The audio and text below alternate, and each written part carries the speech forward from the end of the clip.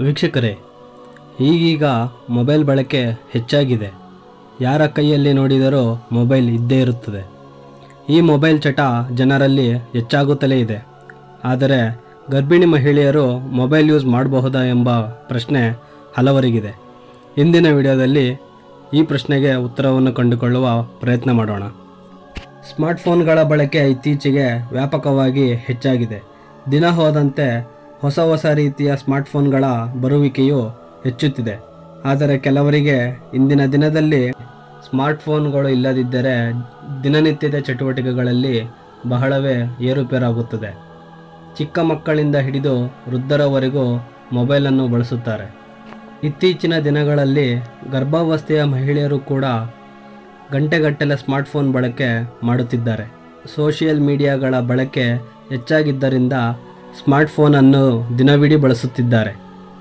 ಹಾಗಾದರೆ ಗರ್ಭಿಣಿಯರು ಗರ್ಭಾವಸ್ಥೆಯಲ್ಲಿ ಮೊಬೈಲ್ ಬಳಸಬಹುದಾ ಎಂಬುದರ ಬಗ್ಗೆ ಇಂದು ತಿಳಿಯುತ್ತಾ ಹೋಗೋಣ.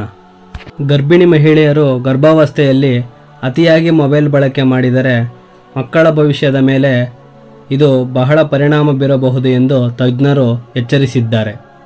ಅದೇ ರೀತಿ ದಿನವಿಡೀ ಗರ್ಭಿಣಿ ಮಹಿಳೆಯರು ಸ್ಮಾರ್ಟ್ಫೋನ್ ಬಳಕೆ ಮಾಡಿದ್ದರೆ ಮಕ್ಕಳಲ್ಲಿ ಮಾನಸಿಕ ಸಮಸ್ಯೆಗಳು ಆಗಬಹುದು ಎಂದು ಹೇಳಿದ್ದಾರೆ. ಇದಕ್ಕಾಗಿ ರಿಸರ್ಚ್ ತಂಡವೊಂದು 1,000 ಗರ್ಭಿಣಿ ಮಹಿಳೆಯರಲ್ಲಿ ಸಂಶೋಧನೆ ನಡೆಸಿದ್ದು, ಇದರಲ್ಲಿ ಹೆಚ್ಚಿನ ಮಹಿಳೆಯರ ಮಕ್ಕಳು ಇಂದು ಹೈಪರ್ ಆಕ್ಟಿವ್ ಮತ್ತು ನಡವಳಿಕೆಯ ಅಸ್ವಸ್ಥತೆಗಳ ಸಮಸ್ಯೆಗೆ ಒಳಗಾಗಿದ್ದಾರೆಂದು ಬಹಿರಂಗಪಡಿಸಿದೆ. ಈ ಸ್ಮಾರ್ಟ್ಫೋನ್ಗಳಿಂದ ಎಷ್ಟು ಪ್ರಯೋಜನಗಳಿವೆಯೋ ಅಷ್ಟೇ ಸಮಸ್ಯೆಗಳು ಸಹ ಇದೆ. ಆದರೆ ಇತ್ತೀಚಿನ ಸ್ಮಾರ್ಟ್ಫೋನ್ಗಳು ಸುಧಾರಿತ ವೈಶಿಷ್ಟ್ಯಗಳೊಂದಿಗೆ ಸ್ಮಾರ್ಟ್ಫೋನ್ಗಳು ಬಿಡುಗಡೆಯಾಗುತ್ತಿವೆ. ಆದರೂ ಇವುಗಳಿಂದ ಸಮಸ್ಯೆ ಹೇಗೆ ಬರುತ್ತದೆ ಎಂಬ ಪ್ರಶ್ನೆ ಹಲವರಿಗಿದೆ.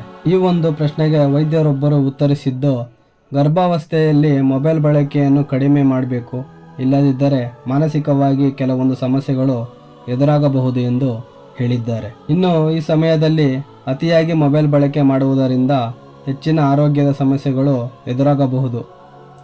ಅದೇ ರೀತಿ ನಿದ್ರಾಹೀನತೆಗೆ ಸಂಬಂಧಿಸಿದ ಸಮಸ್ಯೆಗಳು ಬರಬಹುದು ಎಂದು ಹೇಳಿದ್ದಾರೆ. ಆದ್ದರಿಂದ ರಾತ್ರಿ ಇಡೀ ನಿದ್ದೆ ಬಾರದಿದ್ದರೆ ಮತ್ತೆ ಆರೋಗ್ಯದಲ್ಲಿ ಸಮಸ್ಯೆಗಳು ಉಂಟಾಗುತ್ತದೆ ಎಂದು ಹೇಳಲಾಗಿದೆ. ಇನ್ನು ಸ್ಮಾರ್ಟ್ಫೋನ್ಗಳ ಅತಿಯಾದ ಬಳಕೆಯಿಂದ ಗರ್ಭಾವಸ್ಥೆಯಲ್ಲಿರುವ ಮಹಿಳೆಯರಿಗೆ ಮಾತ್ರವಲ್ಲದೆ ಅವರ ಹೊಟ್ಟೆಯಲ್ಲಿ ಬೆಳೆಯುವ ಮಗುವಿನ ಮೇಲೂ ಕೆಲವೊಂದು ಆರೋಗ್ಯ ಸಮಸ್ಯೆಗಳಾಗಬಹುದು ಎಂದು ತಜ್ಞರು ಹೇಳುತ್ತಾರೆ. ಆದ್ದರಿಂದ ಆದಷ್ಟು ಗರ್ಭಾವಸ್ಥೆಯ ಸಮಯದಲ್ಲಿ ಮೊಬೈಲ್ ಬಳಸುವುದನ್ನು ಕಡಿಮೆ ಮಾಡಿದರೆ ಒಳ್ಳೆಯದು. ಇದರ ಬಗ್ಗೆ ನಿಮ್ಮ ಅಭಿಪ್ರಾಯವನ್ನು ಕಮೆಂಟ್ ಮೂಲಕ ತಿಳಿಸಿ. ಇದೇ ರೀತಿಯ ಇಂಟ್ರೆಸ್ಟಿಂಗ್ ವಿಷಯದೊಂದಿಗೆ ಮುಂದಿನ ವಿಡಿಯೋದಲ್ಲಿ ಭೇಟಿಯಾಗೋಣ. ನಮಸ್ಕಾರ.